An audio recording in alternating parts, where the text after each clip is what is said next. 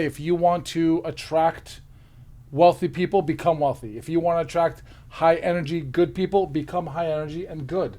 If you want to attract people that give.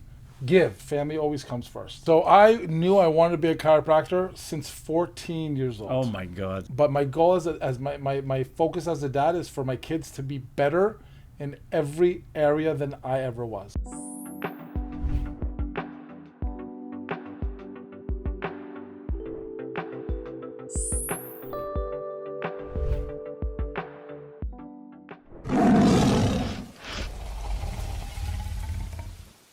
All right, team, good afternoon. And today we have one of the legends in the chiropractor world, not only a friend, but also our chiropractor, me and Stephanie, our team, Dr. Barak. How you doing?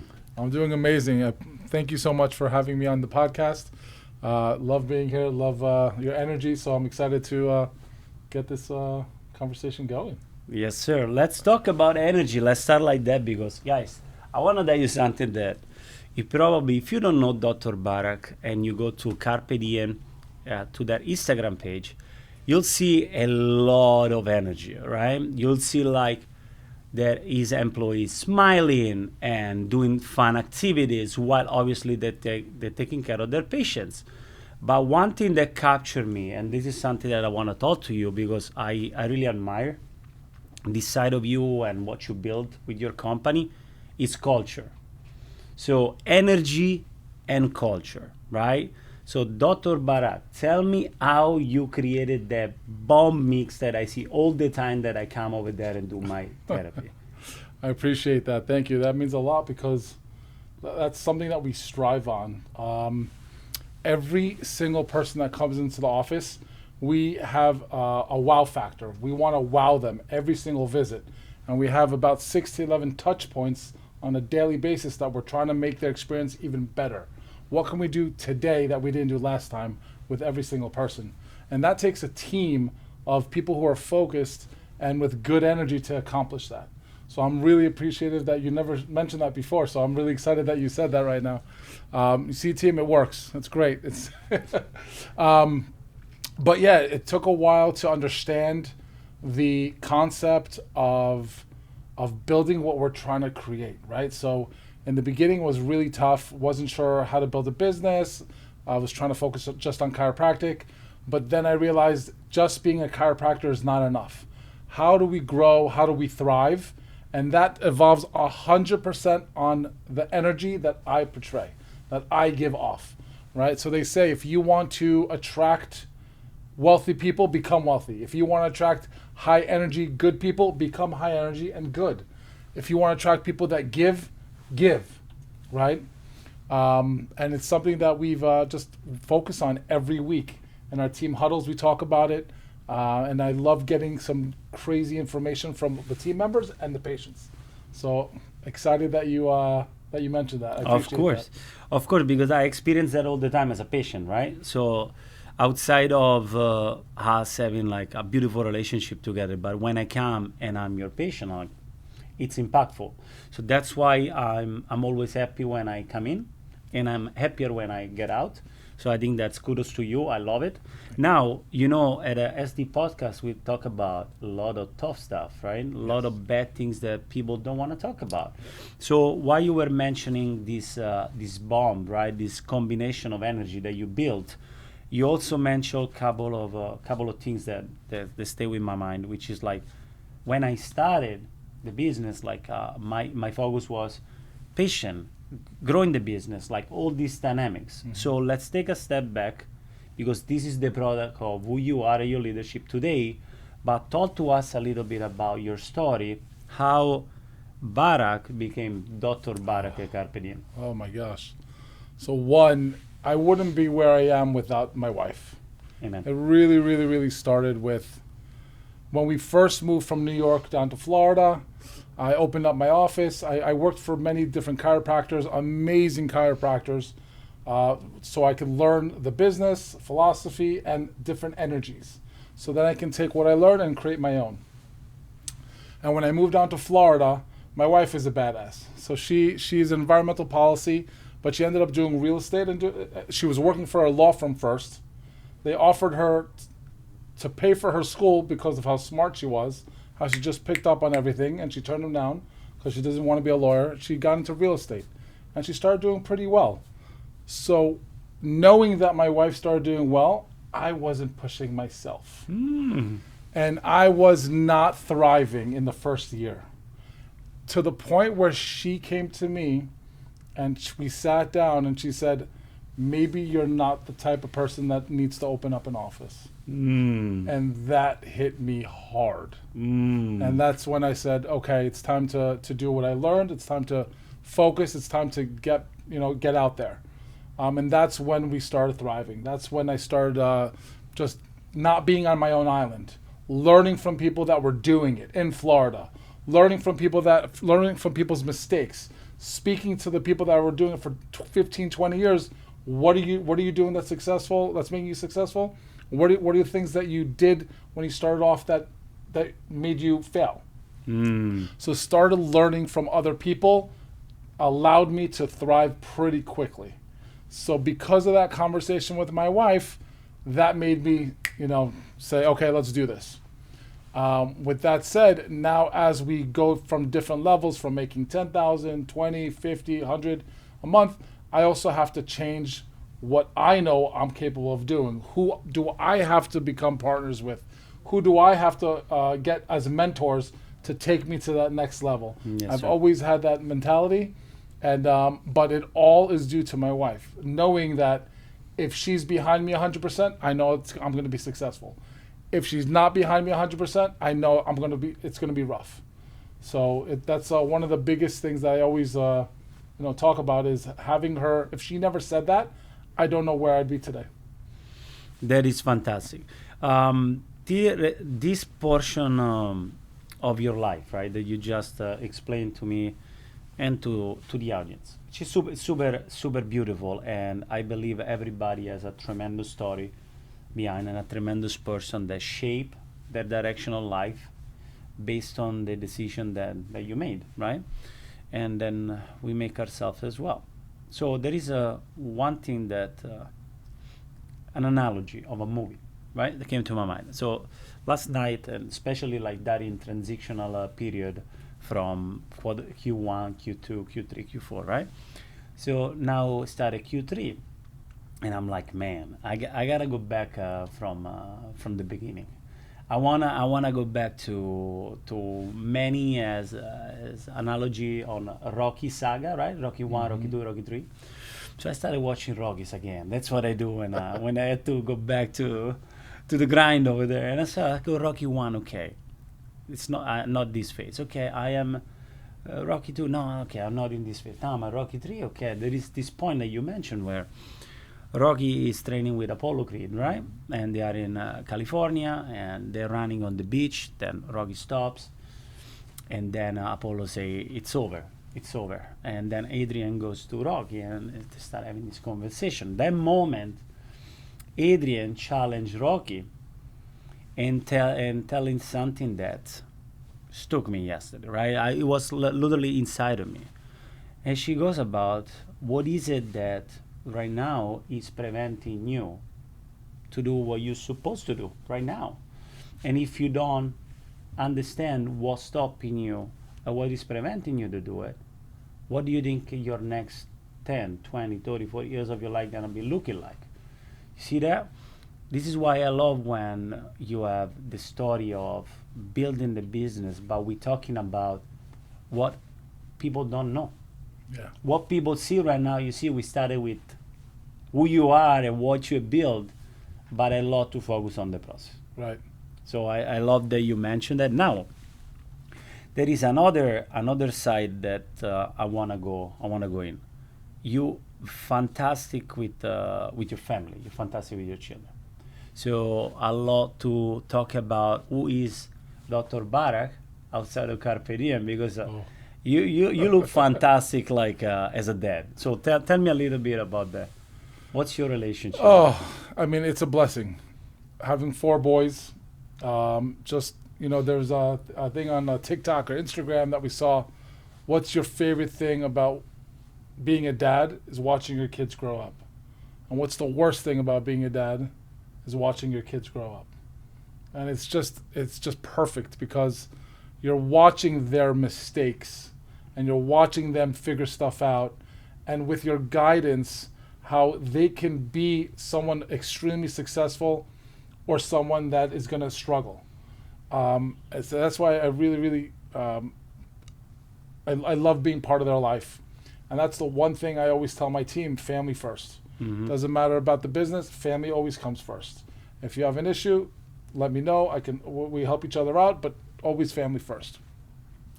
But I have a lot of fun. I'm a kid at heart. I'm on the trampoline doing jumps with them, flips with them. I'm playing sports with them. I love, putting them to bed, reading them books. But there's nothing like waking up in the morning and they're just standing in front of you on the bed and they're just saying, and them just giving you the biggest hug as a good morning. Yes, they're doing it because they want your phone for technology and the permission to watch TV before they go to school. But there's nothing like just waking up to a day with hugs from your kids. And that just makes me drive. That gives me, everything I do is really, I think about them in mind. And I'm like, I'm doing this for them. I want them to be, by the time they graduate from high school, college, I want them to be able to, I want to get them a house. I want to get them a car. I want them to go on vacations and travel and learn different cultures. It's so important. Nice. So everything I do is for them and for my wife. And it's just a blessing. I'm really, really thankful. Amen. So, Doc, you have a very, very clear picture about what you want for family, what you want for your children. You have a very clear picture about what's your purpose, like why you're doing it, what's the driver. Now, for people that know this guy, is a badass visionary. Okay? So he has a big, big vision. But the thing that I like about Dr. Barak is that he's not traditional. Okay? It's a very unique, it's like a niche in the chiropractor world, right? So working with a lot of clinics, what we realized that the biggest struggle that they have is literally like how to manage the business, how to run it, what is cash flow, what is tax planning, what is financial management, how do I make decision, and all of this. Now, you are on a different side of the table. Let's talk about your vision with in the industry. Okay. Because I wanna bring something impactful for all these clinic owners right now that they're struggling. Yes. Like, where do you see your company going in the next 1 to 3 years, and how would your direction impact positively people that they don't know how to get there? Great question. So going to the foundation of a successful chiropractic business, it really stems to knowing your numbers. If you don't know your numbers, where are you going? How do you know you're going to get there? How far behind are you? How far ahead of you? And it's so important that chiropractors, most of us became chiropractors because of how much we want to help everyone. We did not learn the business side of it. And that's why, unfortunately, there is a 60% failure rate within 3 years of opening up an office. There is a lot of turnaround with people working in the office. It's because we just don't know our numbers and we don't understand how to look at them and how to create a vision and how to put steps to hit that vision. And it's just something that I think is missing in the chiropractic world. Now, with that said, I saw PBD, Patrick Bet-David. I was watching his videos for a couple of years now, on and off, and I loved it. And I got on to watch some videos and got onto the monthly calls with him, monthly calls with the thousands of people that are on the call. And one thing, I went to learn how to make my office better. Surrounding myself with people that are making 10 million, 20 million, 50 million, $100 million, I'm listening to their problems. I'm listening to how they're resolving issues in their companies, and how can I bring that back to chiropractic. And because of that, I after the first video, I just realized, holy cow, I'm focusing on something so minuscule, which is my office. Why am I not fixing a bigger problem in the chiropractic profession? Mm-hmm. How do we create an office that takes the chiropractic selling out of it? Because that's the biggest problem, is that we're saturated and everyone's price shopping.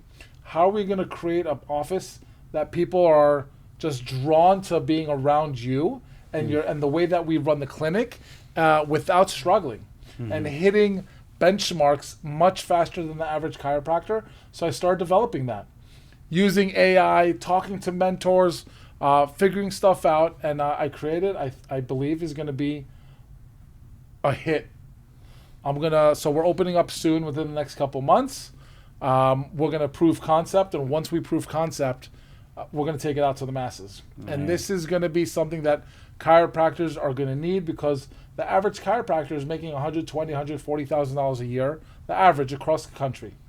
Less than 2% make over $300,000. That's ridiculous.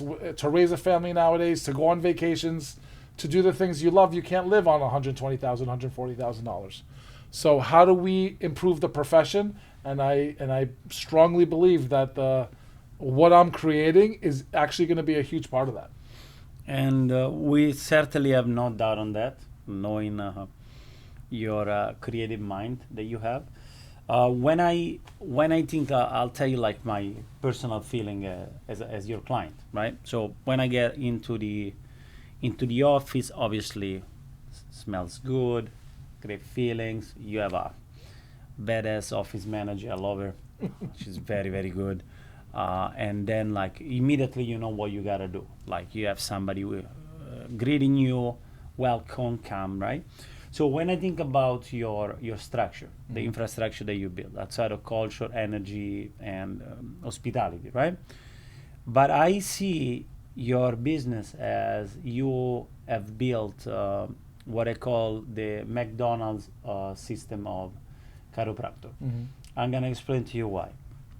Because what I feel is when I get in, it's not like the typical visit. I just go in, adjust me, do me the stuff that I need, and I'm bouncing out. See you next. I pay, bye. So this is like, I feels like a process. It feels like in Italiano we say percorso. It means like a stationary step by step, and you build me up from the welcome to station 1, station 2, station 3, and like it goes in a flow, and then I walk out.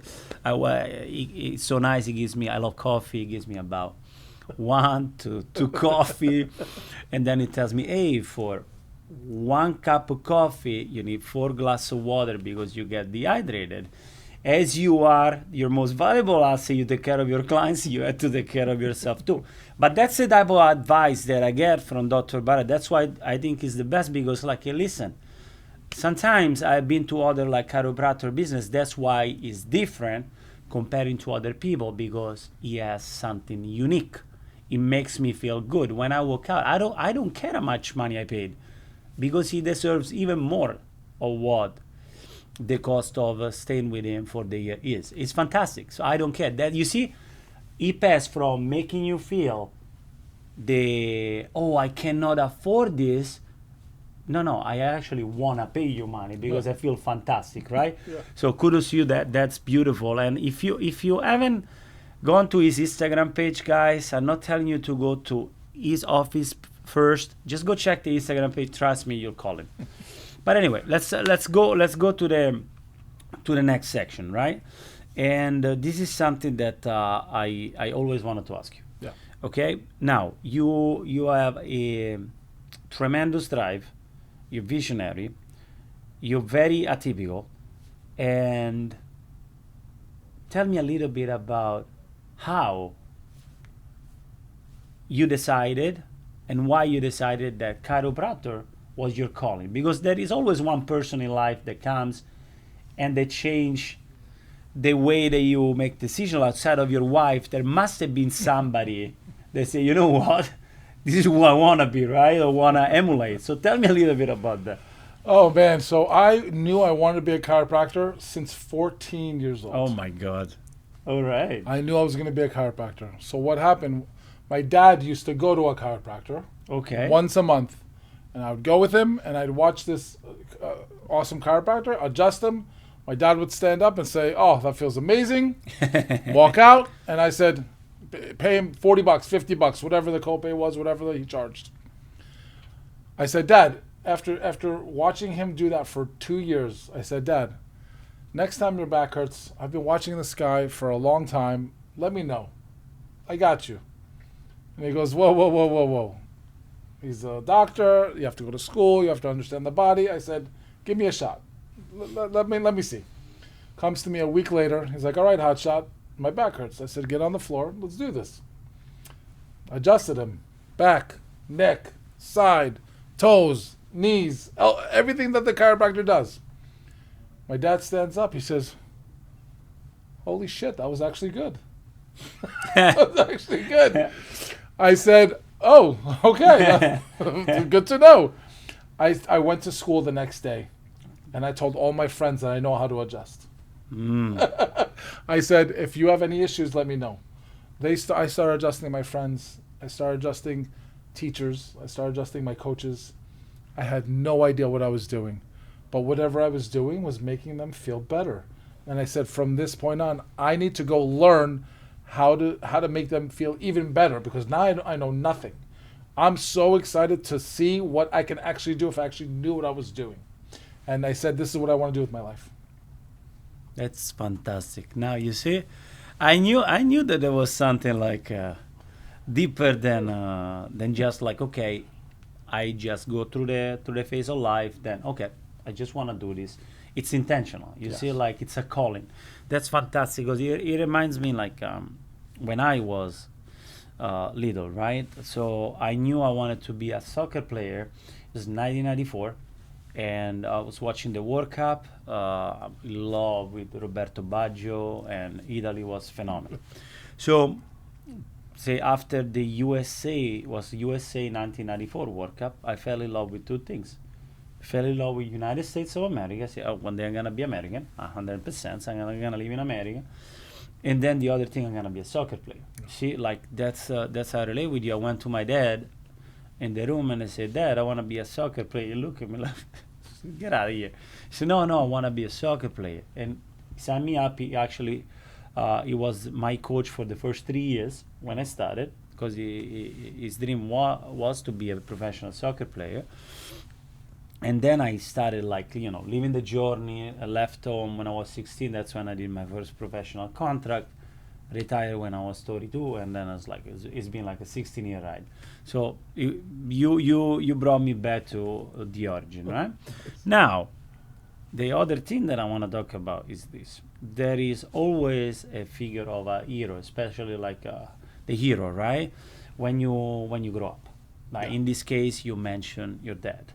Let's talk about the hero, right? Who was your hero when you were growing up, and how did that shape who you are today? Oh, I mean, I had a few, but believe it or not, I would say it'd have to be my dad. I know it's cliche, but we struggled when we were younger. But my dad was in the jewelry business. He would make jewelry for kings and queens. Amazing. Sell these big, beautiful diamonds, necklaces, bracelets. And then, he was a bigger visionary than me, if you can believe that. And he would always take money and build even bigger jewelry. He got robbed multiple times, to where he lost all the money, but built it back up. Got robbed again, built it back up. So all throughout my life, it was back and forth. But I noticed the hustle. He never stopped. He never quit. There was actually a point where he was making really good money, and then he got all his friends. He said, "Listen, give me the jewelry. I have someone that's going to buy all the jewelry from me. I want to make you guys. I'm going to make you guys rich. Give me the jewelry, and I'm selling it to this big dealer right now." He took and I'm talking about $500,000, $1.5 million, $2 million worth of jewelry from his friends, and he said he was going to sell it. Mm. He ended up getting stolen. Mm. And instead of declaring bankruptcy, he said, I'm going to pay you all back. It's going to take me time, but I'm going to pay you all back. Instead of doing it what everyone else did. And I remember that, and I said, holy shit, that's a man I want to resemble. I love the passion for what he does, but I love the drive. Mm. And that always stuck with me. So that's so every time I do something, I'm like, yeah, my dad did 10 times more than me. If I have hey, I don't know if I can do this. What he went through, I'm like, yeah, I'm doing this. This is going to be a piece of cake. That's beautiful. And talking with a lot of people, right? And this is something that it's super important. Like the hero figure in life and business is critical, because think about the moment that you feel that things are collapsing to you, right? And how many times have you wake up in the morning and say, you know what, I'm gonna quit my business today? It like probably like three to 100 times a day, like, because it's like a lot of firefighting in it. But that's also the beautiful thing about it.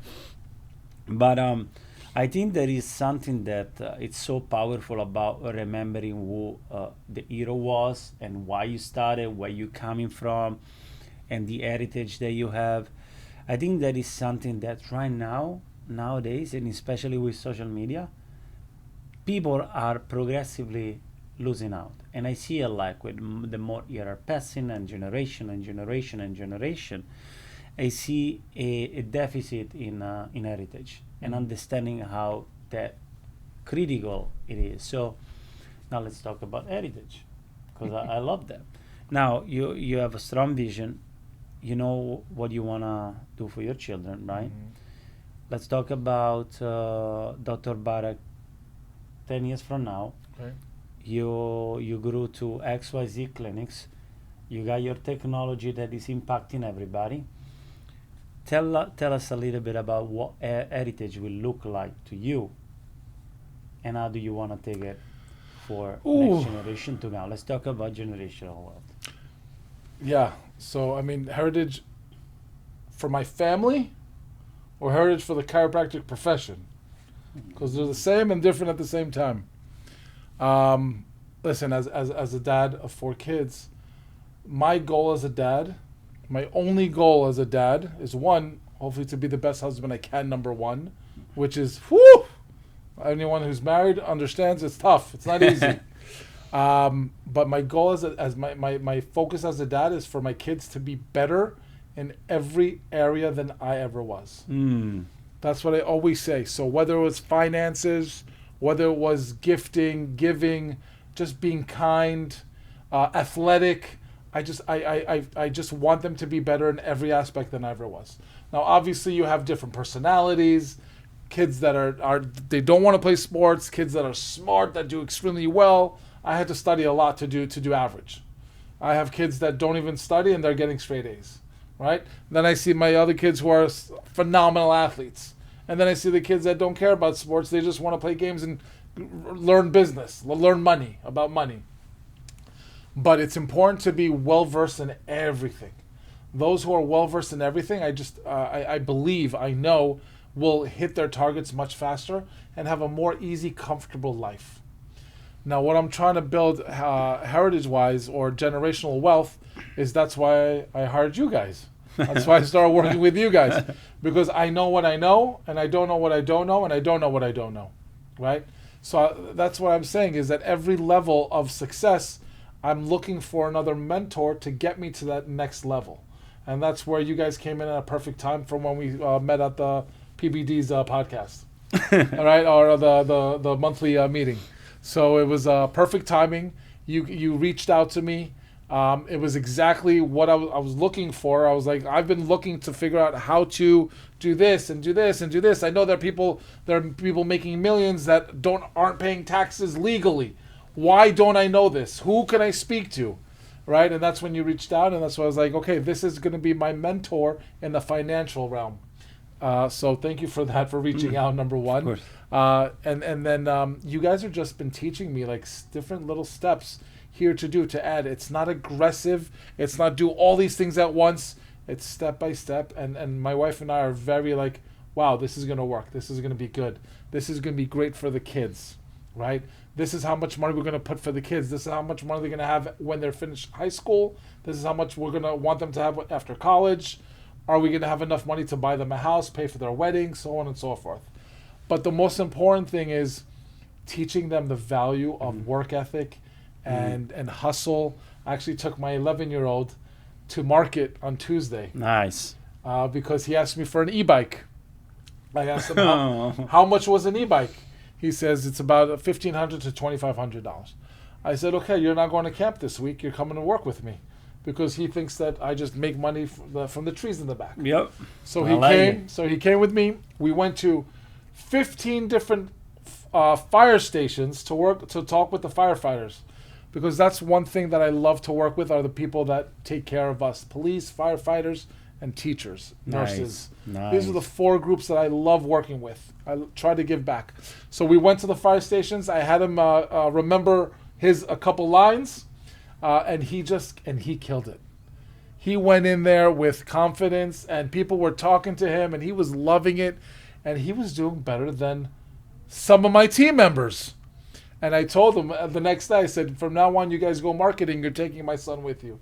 But just to see him from doing what he's doing, playing sports, to learning about business, learning about the hustle, learning that, hey, this is not just, Dad's just not going to adjust people. He also has to learn how to bring people into the office, right? And him asking questions on the way. Why are you saying this? How is this going to bring people?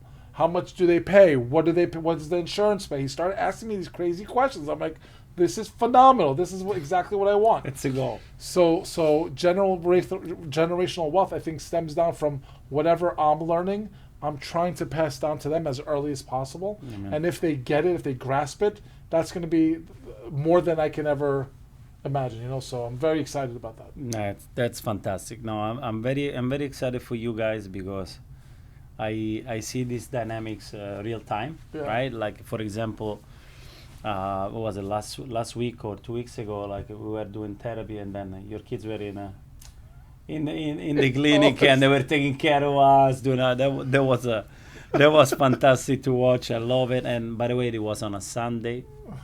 You see, it wasn't like only During the week, yeah. Monday to Friday at a certain time. It was on a Sunday culture, right? So again, that was thanks to you guys. You guys gave me the idea to, paying the kids. That's a tax strategy. Okay, how do I do this the legal way, right? And you guys just brought it down and said, this is what you have to do. You have to have contracts. You have to do videos with them. They have to come and clean. And we have a list of all the things that they have to do on a weekly basis, right? And just teaching them the work ethic of what it takes to be successful. So that's that started with you guys. So yeah, that's fantastic. I'm very happy for you. I'm very excited. Beautiful family. Now, as we go into the end of this beautiful time with this gentleman, now this is like the impact question, right? So obviously, when we bring business owners to our podcast, for us, it's very important for you guys to leave something of value, right, to someone. Okay, now this is what I'm gonna do for you. This is like special. Number one is, who is this someone that you want to leave something of value today? You do it right here, right now. And then on the other thing is on impact, right? Okay, now I delivered you the value, and this is the impact that is gonna bring to this person, company, division, mission. Decide who you want, and then give us something that this person can take away from you, and also other people can listen today. Something that you want to transfer of value to someone, and then the impact that you want to bring to. So someone specific, or just the Can be industry, can be a industry? person. Okay. The decision is on you. Yeah, I love that. That's a great question. Yeah. I mean, again, I'm always looking how to create more value for anyone I work with. Okay, So there you go. So I mean, it's when patients come in, what do you do? How long have you been doing it? How can I send you more business? I'm always looking to bring more value. To my chiropractic profession, I mean, this is where my heart is because of how much we're struggling as a profession, as a whole. The one thing that I want everyone to know is don't be on your own island. There are people that are already doing it. So why reinvent the wheel? Learn from them, study them, be around people that have that energy that you want to be around. Know your numbers. I mean, there's very specific systems that we do as chiropractors that are almost guaranteed to get your success if you just follow the steps and just don't try to figure it out on your own. And what the other question was? What's long-term impact that you want to bring? The long-term impact I want to bring is that people are financially stable in our industry, that chiropractors can go on vacations whenever they want, that they are bringing value to their team. What drives me, Manny, is that knowing that my team members can buy a house, they can get that car, they can go on vacation because of the work they do, and it shows the A players that do more than what they're expected to do, how much more money they make because of that energy, right? So do more than what you're expected to do. I mean, that's what's brought me from, every person that I've worked for. I've worked for 6 chiropractors. My goal was to double or triple their collections, not 20%, 30% of what they paid me. My goal was to double or triple their total collections, and I hit that target every single time because I wanted to bring them more value. I just went above and beyond. How do I figure out to do that for them? So I'd love to bring that to the chiropractic profession. I'd love for every chiropractor to get back to thriving again. I know there used to be it used to be called the Mercedes 80s, where every chiropractor bought 2 Mercedes because the insurance was paying everything 100%. It's not like that anymore. You have to understand the business now, and there are mentors. My mentor, one of my chiropractic mentors, is Dr. Josh Wagner with Patient Mastery. Phenomenal, working from A to Z, learning all the stuff. It's amazing.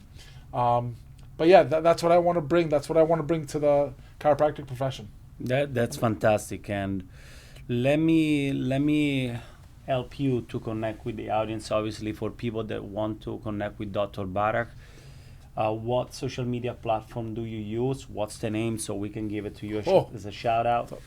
You're asking the wrong person. That's Chinese to me, the technology stuff. But we're on Instagram. That's Carpe Diem Chiropractic FL. We're on Facebook. Look us up, Carpe Diem Chiropractic. We do TikTok. We're starting to do YouTube. We're going to eventually do some podcasts. Nice. We're getting out there. The social media, obviously, the internet, the social media is the future. So we have to understand that and know that AI is the next thing. So if you're not doing it, you're falling behind, right? So it's so look us up, check us out, ask any questions. I love helping people, even if it's across the country, what you've been dealing with. We have a one-stop shop with many different therapies, and we use every single therapy to get people out of pain as fast as possible, but we're also looking to correct it so you don't have to come in as much. So I wish that it's not just chiropractic. However, the chiropractic is the base. It's the foundation. Without chiropractic, I'm not fixing anything. But the massage therapy, the stretch therapy, the decompression, shockwave, laser, PT, all that other stuff is the add-on to why we get the results that we get. And if you just listen to what to do and just follow steps, you'll be successful. Amen. Thank you, Dr. Barak. Dr. Barak, thank you so much, guys.